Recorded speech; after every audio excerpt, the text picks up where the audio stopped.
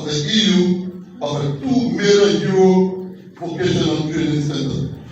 All of these MOUs, Honorable Minister, are here. And I want to turn them over to you.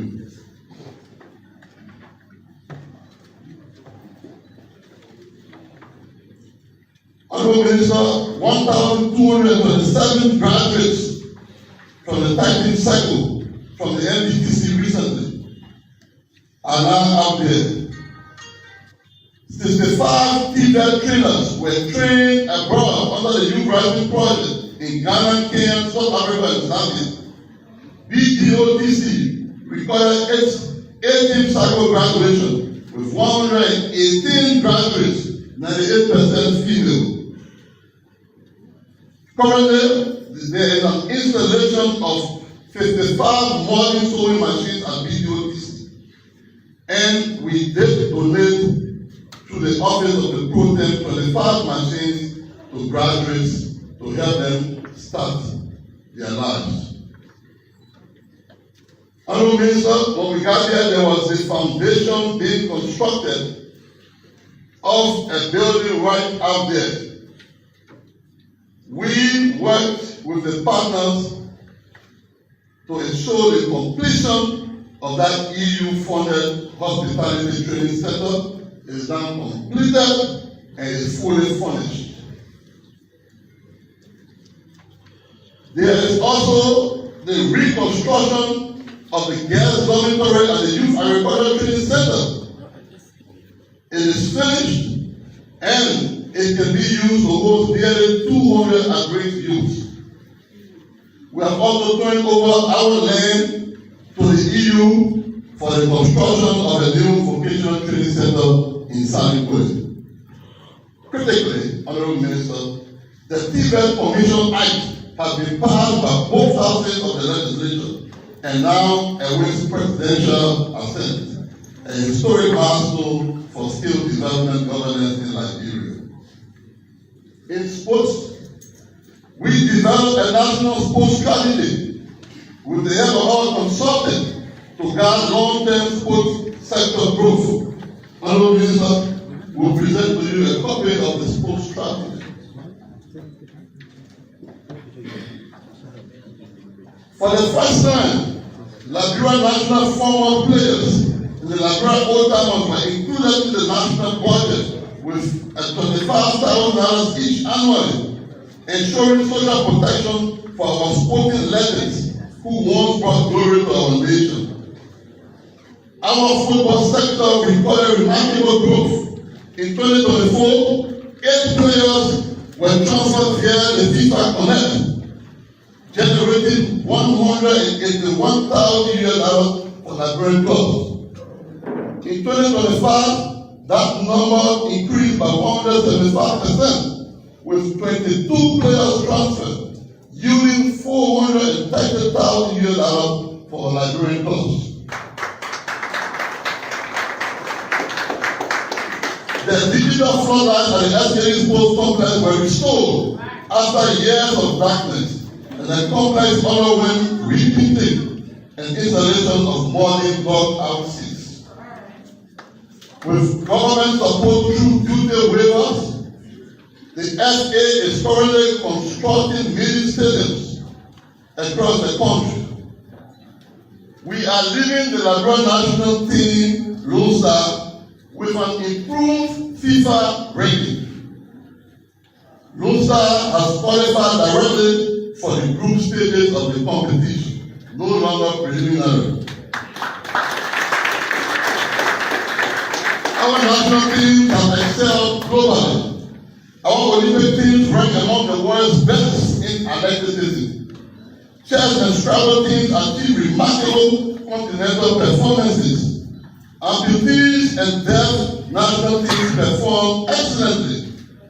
We established the first ever wheelchair basketball association, representing Liberia in South Africa recently in the competition. Our national female team were crowned and are currently the MRU champions. Honorable Minister, I personally engaged the Minister of Foreign Affairs. Following diplomatic engagement through the Foreign Ministry, we signed an MOU with the Serbian government and the FIFA Pro License A coach is en route to Liberia for our senior male national team. Honorable Minister, we successfully hosted the 2025 National Cabinet Post meeting with government committing $400,000 but remitting $250,000. While over $150,000 was raised through gate intake, the outstanding government balance remains a concern and an unfulfilled commitment to our county. The first ever West African surfing competition was held in Grand County. Liberia also hosted WAFU football and basketball competitions.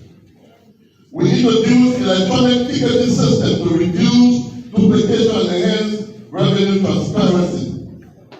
Honorable Minister, additionally, artificial turf, dugout seats, and 650 bucket seats were donated to the Mungo Tower Stadium in Grand Cape County and 600 bucket seats to the David Quinn Stadium in Ball County. Despite these strides, we face significant challenges. Slow pace of budget allotment, low overall sports budget, inadequate transport and logistics, limited ICT integration and data systems, salary structures still below regional comparators, severe infrastructure deficits nationwide, need for stronger public-private partnership. Yet, even amid these constraints, progress persisted because commitment outweighed limitation.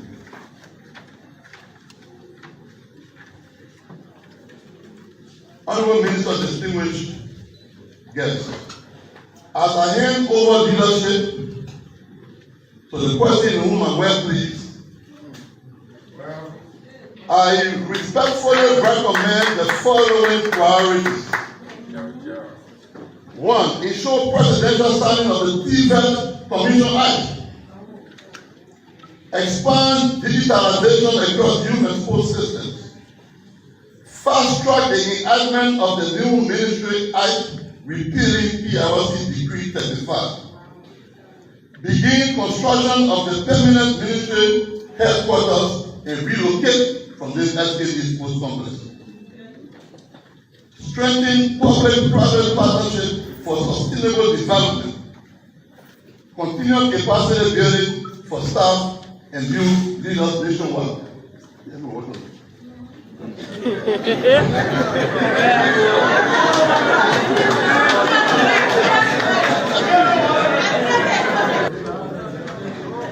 In conclusion, today, I do not say Kumba, I say Owo.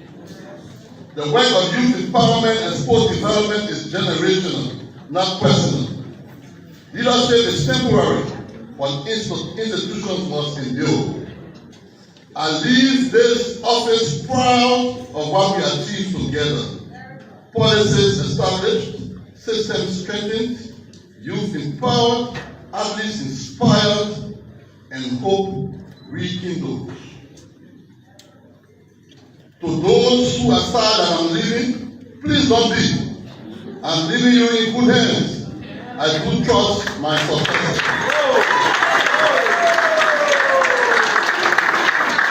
To those who are happy that I'm leaving,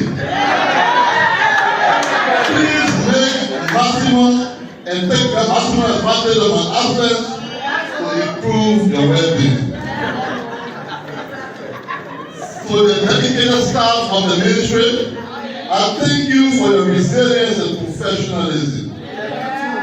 To our development partners, your collaboration amplified our impact. To the youth of Nigeria, you remain the reason we labor day and night. Your dreams justified every effort. Honorable Minister, welcome to the ministry. When where the youth think that this is their ministry. Welcome to the ministry where the footballers and the sports people think this is their ministry.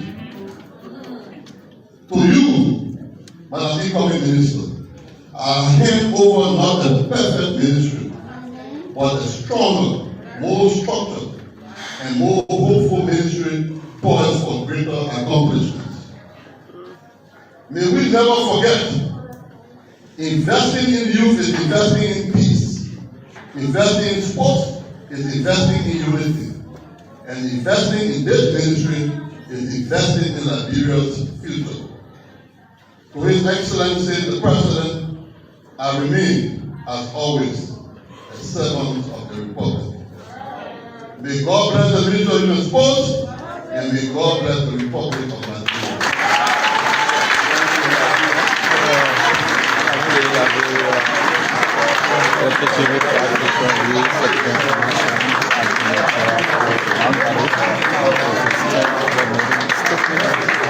This is KTV, and this is how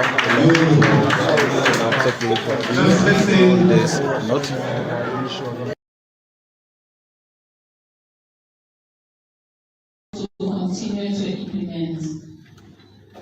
When I say traditional predecessor, Councillor Bangalu, and myself, we have a unique relationship.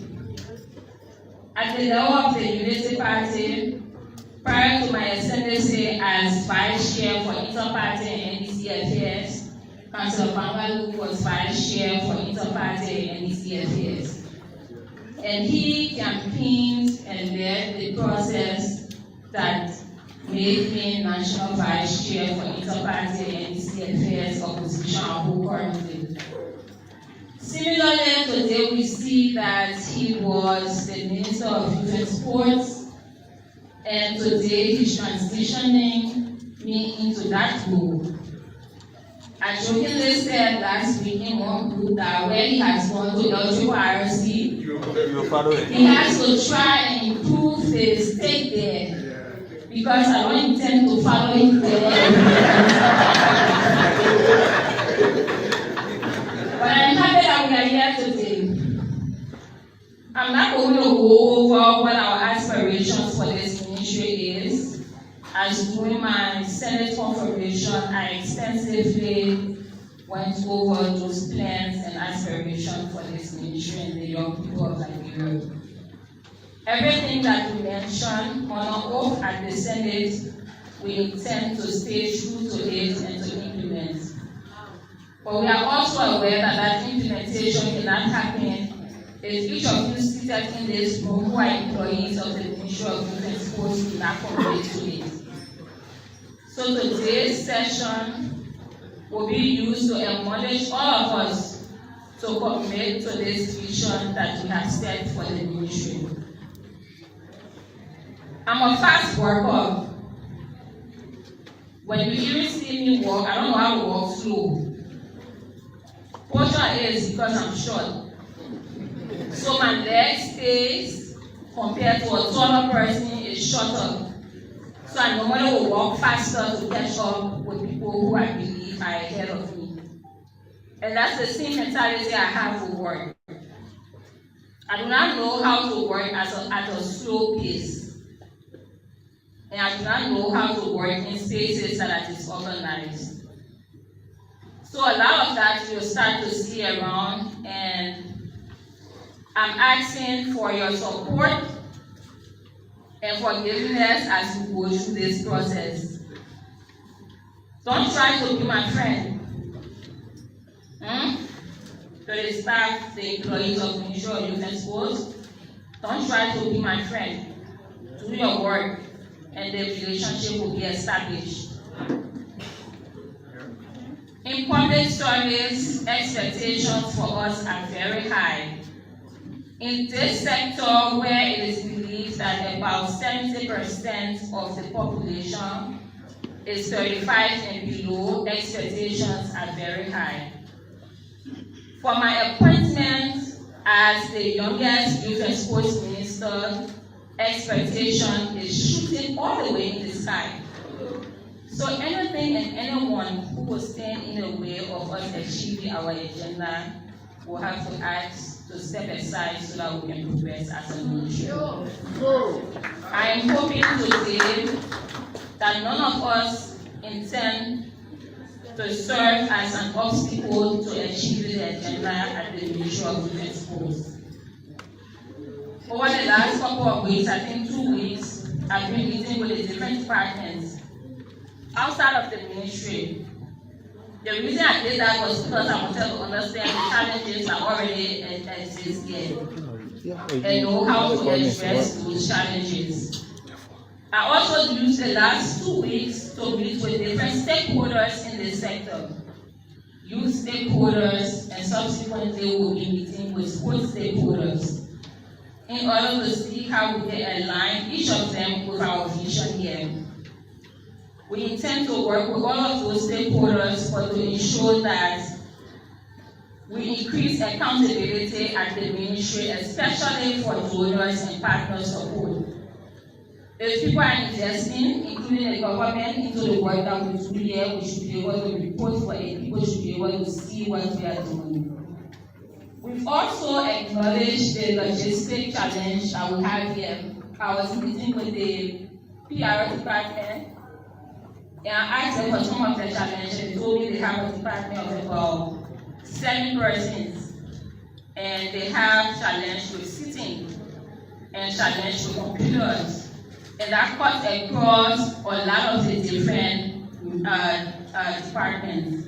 It is not because the past minister did not have a vision for it, but it's because this ministry is underfunded compared to other institutions of government.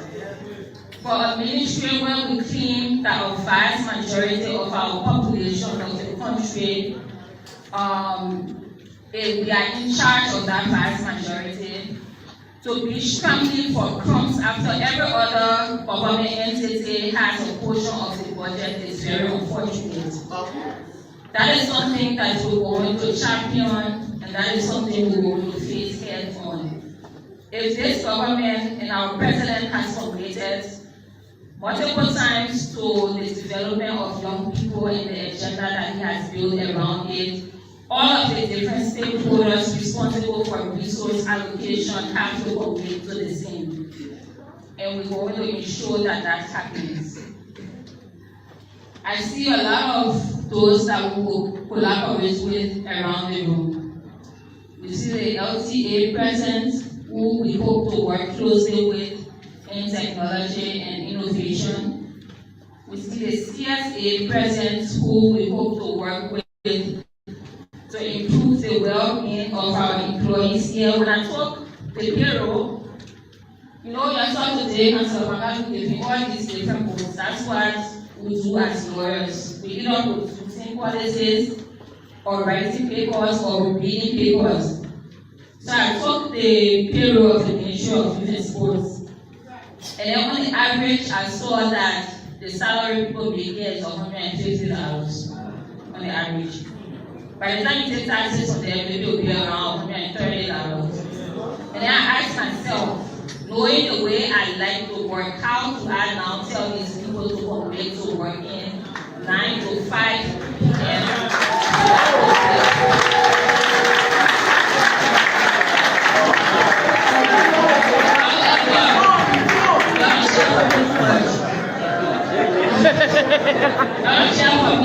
However, for us to be able to make a case for the ministry, that means we need to increase productivity, right?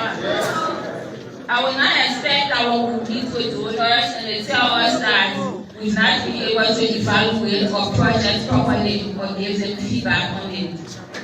We should not be getting all of those different complaints. So for us to make a case for improvement through the CSA to the national government for improvement in the well-being of the staff, we'll have to make sacrifices to produce more or to become more productive. That will include coming in the morning and sitting at the desk and doing the work that we said we're here to do. This morning I came early and I sat in my car. It was after 9 when I came. And then I saw a lot of cluttering. So people people standing around lecturing. And the space I'm coming from is different. I'm from the Ministry of State. And I know in the morning when you say 9 o'clock when you go in the offices, people are in the offices. So we want to build that culture of hard work and dedication here. It is not because I have any personal issue with anybody, but it's because if we want to be considered a serious ministry, we have to show it through our daily work that we do here at the Ministry of Youth and Sports. I want to thank you all for attending this ceremony. We'll have more of these engagements on department level. I would like to engage with all of you personally via department to hear some of the issues that you have that I think I already know because I've met with for a good segment of this group, but also to continue to reintegrate our vision, our culture, and what we intend to do, so that the dreams and aspirations and what Councillor Jericho Bangalo started here at the Ministry of Youth and Sports, we can complete it. I don't want in 1 or 2 years, when we are reporting to Councillor Bangalo on where he left the ministry and where we took it, then we have excuses. We should be telling him things that will make it easier for him to continue to recommend me as his successor as we go on in this life. So members of the senior management team, we are expected to lead this ministry, which means we have to lead it in a way that it makes it easy for those who we lead to follow. And I will be counting on each and every one of you to ensure that that happens. We must be united in our efforts.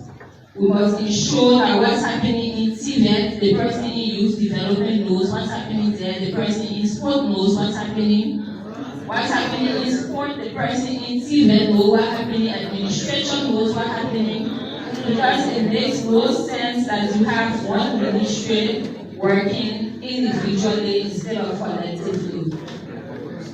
We hope that we can improve on that and find coordination more effective here at the Ministry of Youth and Sports.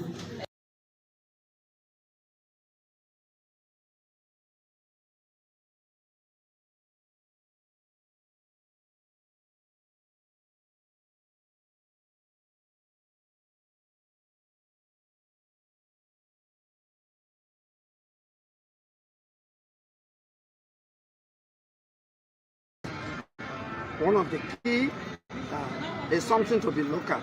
And then if there are issues there, well, I think he said that there will be a time where the CSA can look at, because we talk about payroll issue. All right. Payroll issues are a very big issue in this country. So he took it as one of the key is something to be looked at. And then if there are issues there, they can also be addressed. Yeah, in short, we actually aligned because they raised the issue of disparity and we explained to them historically, and it's a government-wide issue, and we also informed them as to actions that government is taking to address the payroll disparity issue across government. Civil Service Agency has in its purview 107 government spending entities. Across those entities, there are concerns about salary disparities, not just Phoebe, and they understood that better. And they really thought that it was just about them, or the leadership of Phoebe, to deprive them of the just salaries and benefits that they need to receive. But we provided clarification. We provided the kind of information that we allay the affairs and that we address the issue. What will you say about the case of Phoebe? Because there has been this concern about, Phoebe being left out in terms of the different equipment made to different institutions. No, here's the thing. There were salary top-ups that we did for essential health workers across the country. It's not just in the health sector. The security, agriculture, education, and health. Those were the 4 sectors. And we had a total of 23,588 employees across the 4 sectors that benefited from 2 things. Salary top-up and then new hirings. New hirings, for example, for the Ministry of Agriculture. They did not need salary top-up. What they needed was to have agriculture country. So part of their money for salary top-up was used to bring in the agriculture extension officer, the district agriculture officers. That was the critical need that the ministry had. The security sector, the LDEA, the police, and LIS, immigration, we were able to do salary top-up for most of the people in all of the high and middle level categories. We did that for them. Now for the health sector, Bond County also benefited significantly. It's not just Phoebe. Volunteer health workers, we were able to put so many of them on the payroll. So we used part of the health sector money for top-up to bring most of the volunteer health workers on the payroll. Up to 1,800 plus was put on the payroll just in 2025. And we received 2,386 and I can be exact with the number, personnel action notices from the Ministry of Health for volunteer health workers across the entire country, including the very Bond as well. I mean, it didn't just end with the first set of people in Bond County that we put on the payroll. We got additional ones also that we will be processing. And let me just say that for Bond County, it was historic because the President Amy came here at the graduation of the BCTC, and I presented many of the employees who benefited from that, bringing them on the payroll for the first time. Some of them worked for 4 years, 5 years. These are people embedded in the healthcare culture. These are people who work, sacrifice, and were never paid. They don't even know what salary or payroll was, but they are on the payroll. So yes, I'm sure some volunteers around here, Phoebe and other places, also benefited. They did. There are concerns that some of the agreed staff, they are saying that basically when it comes to their salary, sometimes they will receive a message that will reflect. Excellent, good question. We clarify that. In fact, my sister who raised that issue, I don't know where she is. She raised that in a meeting right here, and I clarify. And let me tell you exactly what was happening.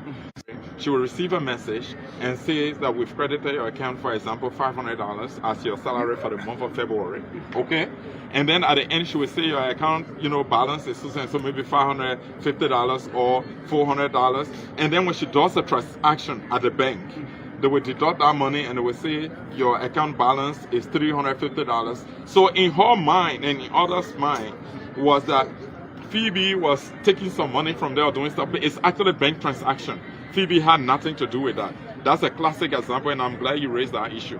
So we all understood that it was the bank, not Phoebe. But on the salary issue, like the president said, that was a critical issue he raised. In fact, that was the first issue he raised about disparity. But we talked around it. We talked through with the administrator, with the county health officer, and the honorable superintendent. And we all understood that this is a government-wide issue. This is something we inherited. And from 2024, we've been fixing it. And we are making progress in fixing it, but it cannot be at once. Say, for example, we did several analysis scenarios. If we decide to just do upward movement in the salaries of people and bring some so that we can have a state of equilibrium and then make everybody align at a different level of the pay grade, government is going to be needing around 18 million United States dollars out of. We don't have that money right now, but what we can do is to do it smartly in segments. When we're doing the top up for the 23,588 people, and I'm saying this is verifiable, go on the CSA website and pull down our 2025 annual report. All the details are there. You're going to see it.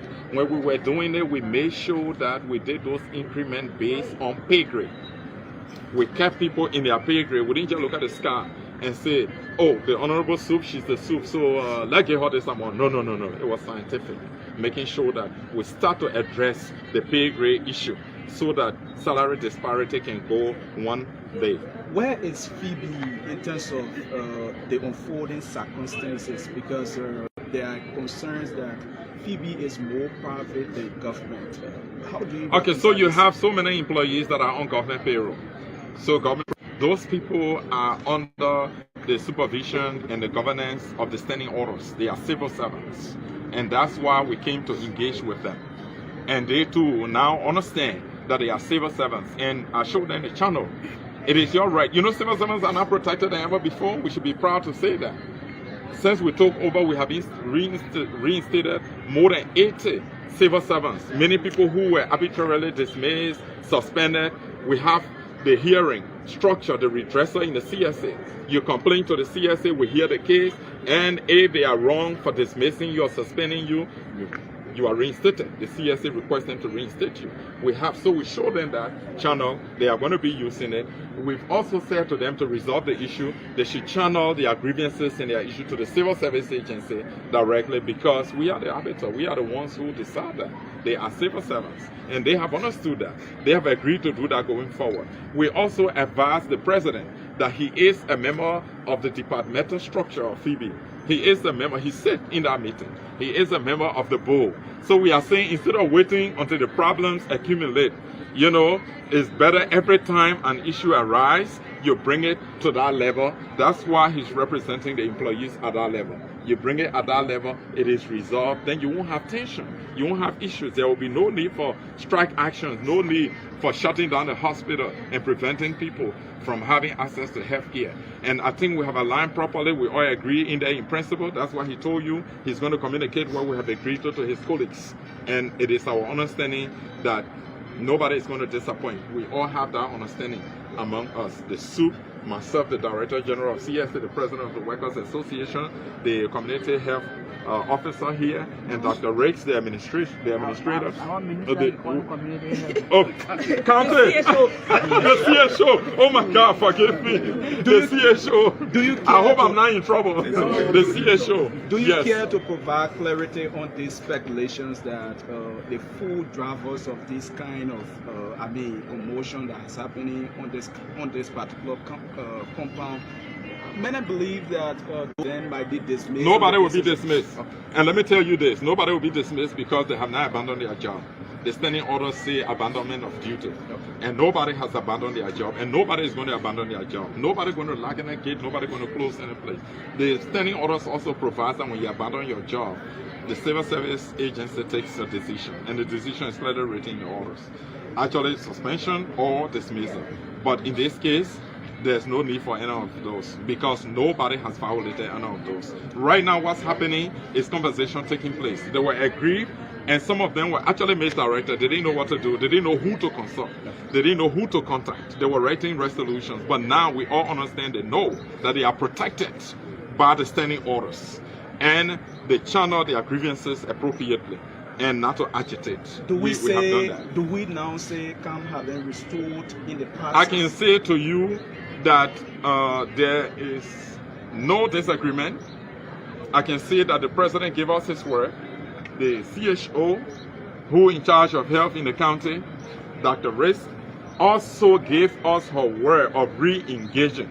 So the Workers Association and the administration have agreed to re-engage, and that there's not going to be any agitation. They are going to re-engage constructively. They are going to start to work together. And any issues they have, they will channel those issues, especially HR or human resource management related issues. They will channel them directly to the Civil Service Agency.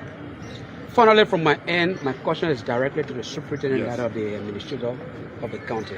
Now, the issues of the worker, they raise the issue of poor health condition in terms of working. What are you doing? Your office will be doing in terms of working along with the leaderships of the hospital in addressing some of these poor conditions that are raised. So, well, we are looking forward to working with them to address some of these issues, and which we have been doing. But maybe thank God that the jogger came in. Maybe they wanted to hear more about their rights and other things, then so that they can be able to work towards that. But we have been working like yesterday. I was here from 11 o'clock to 3 o'clock. I didn't even go to church. I was with them. So, from my end, on a medical director, there was in your grievances for what captured, there was pushing that it should be replaced, it should be transferred.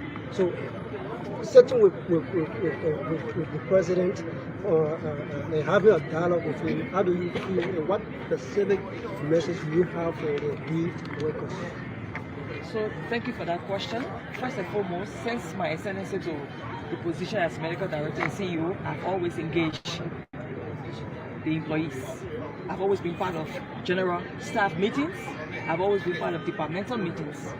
And after when we heard this thing from December that there was going to be a protest, we called the employee leadership to engage them. This is what we are hearing.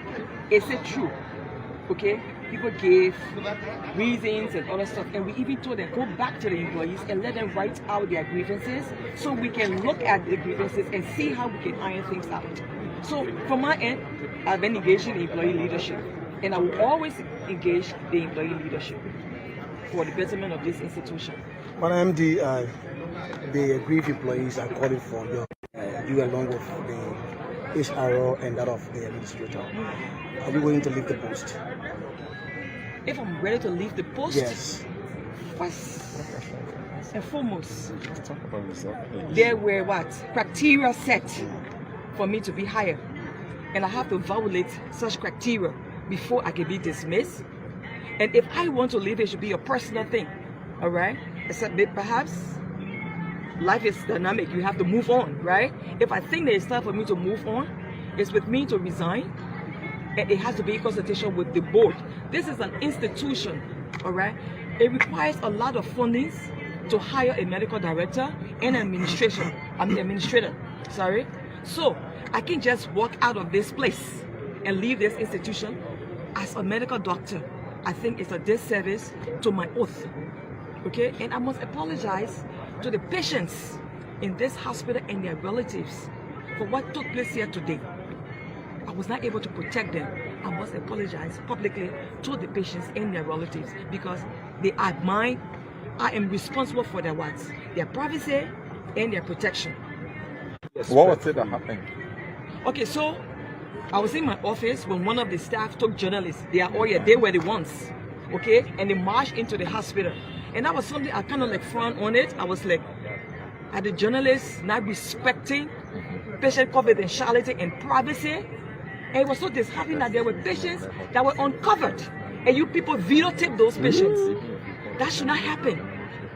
That should not happen, okay? The patient should be protected once they are in the hospital, okay? For an employee to just grab journalists and carry them into the hospital, okay? That's what happened here today, and you are all witnesses. You were the ones that did that, all right? The patients are vulnerable, and we are to protect them.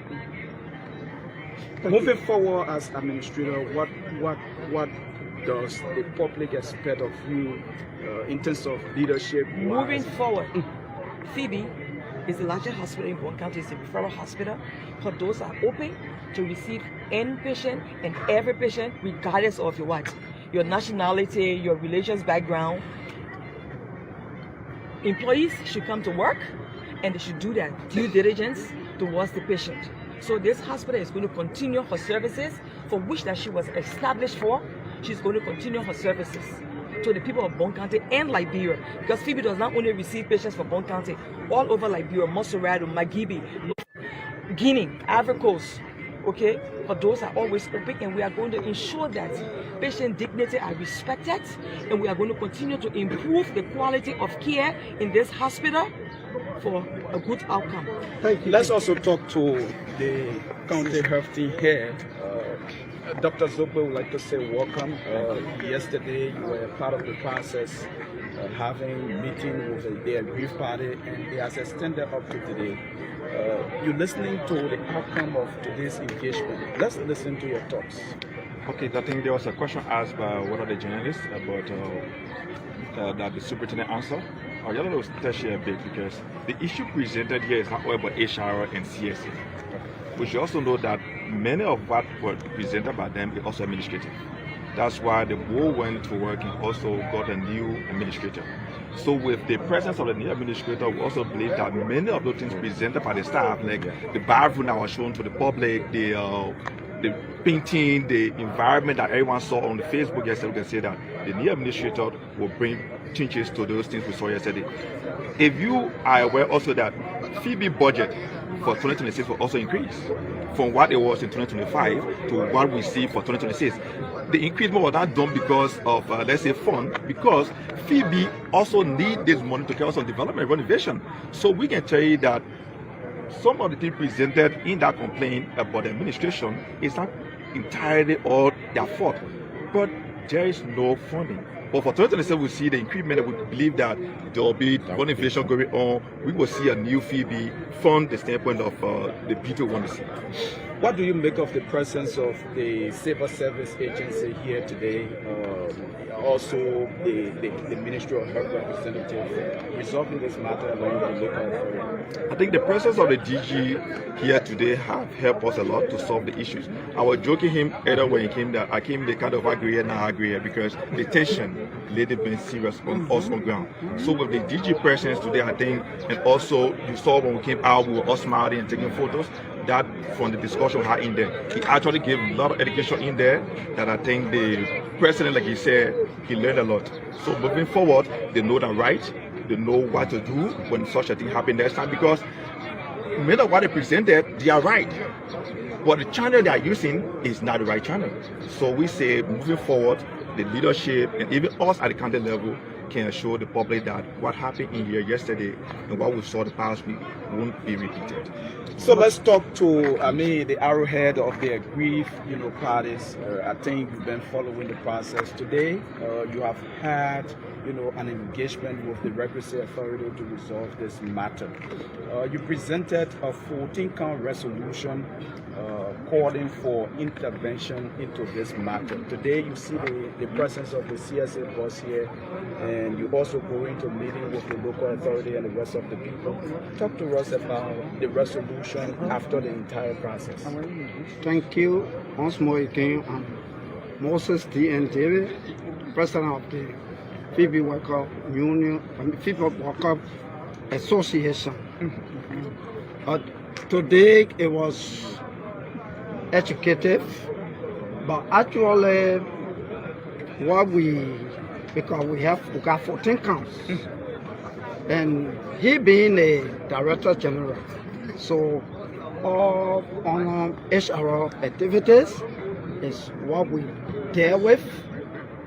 Other records, he openly said that there are other things here that he can respond to. But when it comes to HR related issues, that one is in his purview. So all of our interaction today, educationally, it came from the HR background. So that's what I told you people, that I'm going to get back to the workforce, the employees. The Director General came and we had a conversation. And these are things that he said for you people to know, to understand. So I can't conclude until I meet the body and do the report to them, because as I said to you, what was mainly discussed today is surrounding HR, because you got so many different things in the account that others that are responsible to address, or it's not him. Okay. So finally from the end, so having this opportunity to meet with the CSA boss, because there was several meetings in dialogue, and now this is the last opportunity. And having this opportunity, what can you assure us? What can you assure good? What can you assure the public? I will first of all want to say, I think we are getting on a good footing, because with this issue being almost 3 months, all stakeholders have been dragging on some issues, because since the thing started, the branch in Banga, I think we had an engagement with these guys. But it also surprised me that maybe that did not reach him until we got communication from his office. I thought that the reason was self-coming. But it was good that he himself came on the ground today to have had this engagement with us, so that we also can also know him. We also can also understand some of these things, because when it comes to HR issue, that's why he actually dealt with, and we understood. He has said to us, if we have an issue and we're not seeing our way clear, especially when it has to do with HR, we can contact him. So with that aspect of what we have, if we have HR issue for now, we know exactly who we had to contact. So you abandon the protest now? So you abandon the protest? I told you we have what 14 counts, right? If you have the document. But we are negotiating, right? That's why I brought him. I'm going to get back to the staff and deliver. It is not about me. In the negotiation, how many were addressed that you can rest assured the public? Today, we only there with HR issues. Because there, Which administration? that's the background he come from. So let's provide a clarification. Here we have agreed in principle. There's going to be nothing like protest because in the civil service you don't. There is, and you agree to that. You know that. There is nothing like going out there to demonstrate or to manifest in a way that is unacceptable that will affect the patients in the hospital and healthcare access. They agree to that. Because all of these are in keeping with the standing orders. And when those things are done, when violations are done, there are penalties. We educated them on everything. You can do that in the private sector. You unionize in the private sector, not in the civil service. You are a government employee. That's what it says. Civil. Civil means a lot. You're nationalistic, you're patriotic, you are serving your country. And when there are grievances or issues, that's what the standing orders has a redresser. Where to channel your grievances and what to do, but not to agitate and not to call for removal of, your leaders or the administration. That's agitation. And there are procedures laid down for how these people are appointed. When you have grievances and differences with these people, you channel your issues to the civil service agency. It's something that they did not know. It's an education we provided. Now they understand that. So there's going to be nothing like protest here. There's going to be nothing like closing gate or closing door here. Nothing like bringing journalists into the hospital to expose the patients publicly and dangerously. And that is even against their own oath that they took to protect the patients and to provide professional care and ensure the safety of patients. So they are aware that this is not going to happen anymore. So how does this resonate? If their concern